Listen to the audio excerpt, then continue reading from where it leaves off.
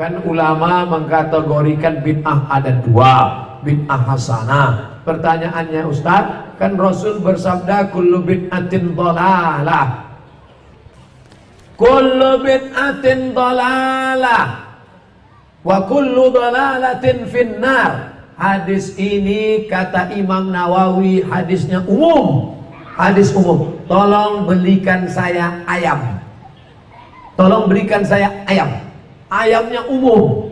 Ayam penyet, ayam patah, ayam pop, ayam sungsang, ayam fried chicken, ayam panggang, ayam bakar, ayam kampung, ayam hutan. Ayam apa? Setelah di jalan dia bingung. Ini ayam apa? Nelpon sekali lagi. Ayam apa? Ayam pop.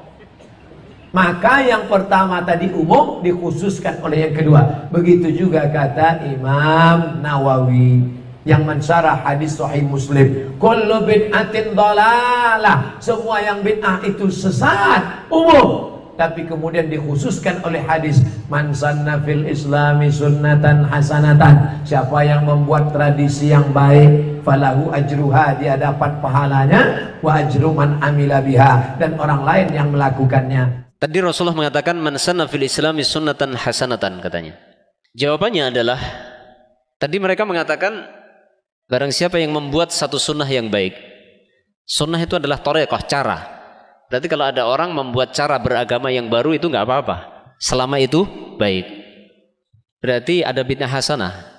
Ya.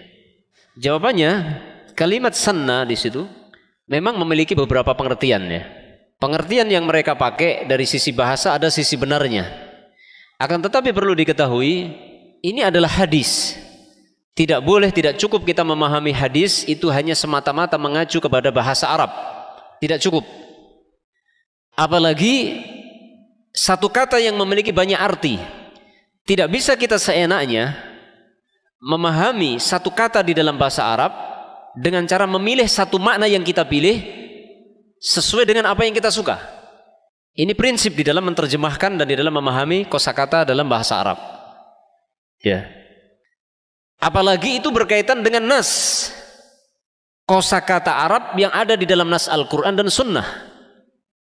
Perlu diketahui, dahulu sebagian sahabat Nabi ada yang tidak memahami beberapa kosakata yang ada di dalam Al-Quran, yang kemudian terpaksa mereka harus bertanya kepada Rasulullah maksud dari perkataan itu.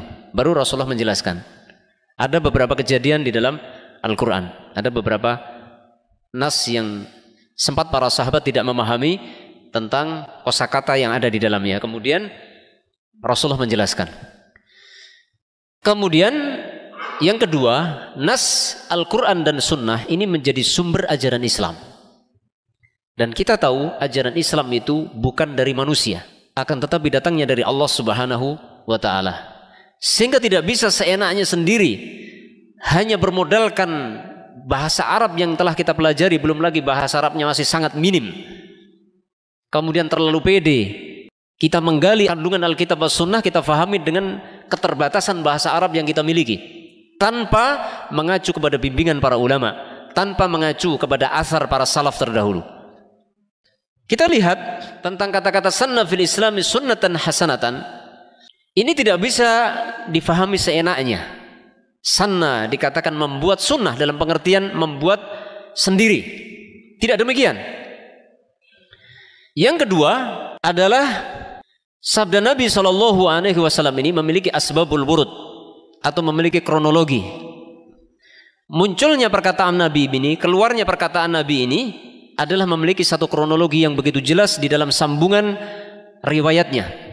Yang ketiga itu adalah di waktu siang ketika menjelang zuhur, Rasulullah ketika sedang duduk di Masjid Nabawi, di masjid beliau SAW, tiba-tiba datang serombongan Bani Mudhar dari kalangan fuqara yang berpakaian compang-camping.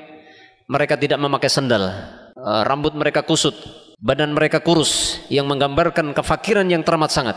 Mereka datang mendekati masjid Nabi SAW.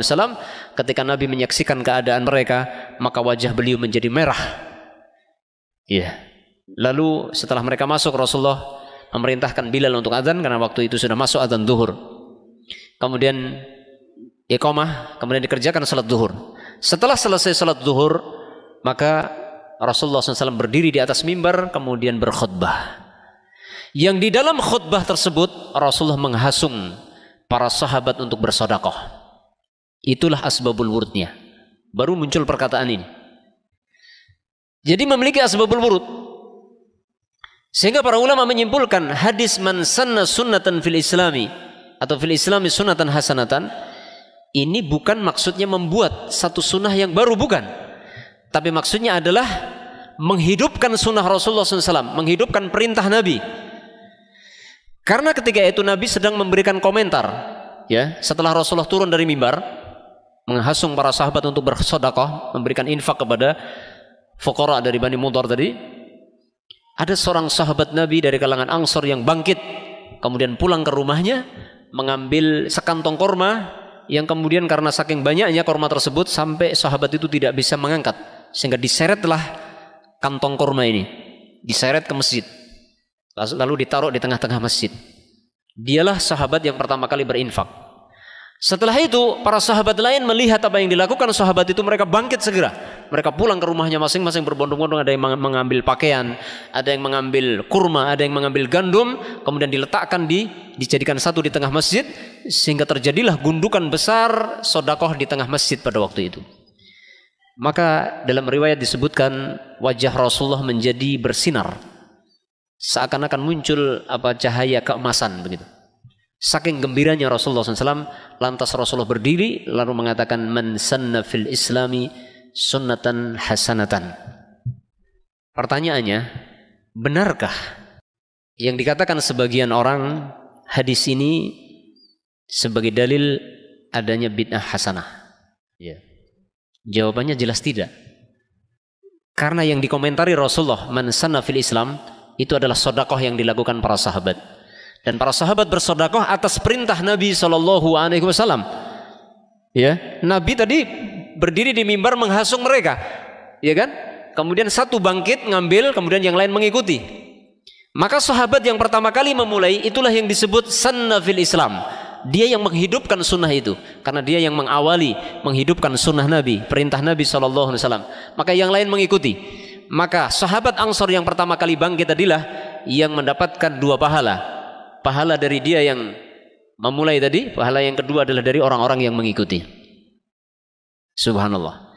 Jadi sangat keliru dan begitu jelasnya kesalahan istidlal sebagian orang yang menjadikan hadis ini sebagai dalil untuk mendukung namanya bid'ah hasanah.